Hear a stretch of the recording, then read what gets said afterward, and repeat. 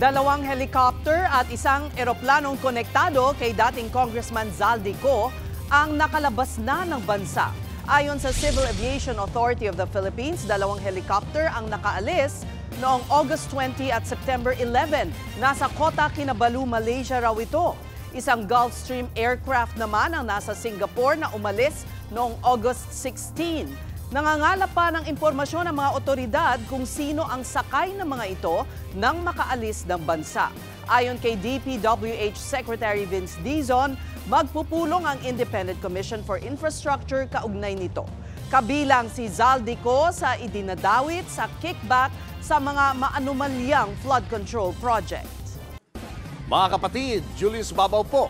Para sa komprehensibo at makabuluhang balitaan at talakayan, mag-follow at mag-subscribe na sa social media pages ng News 5.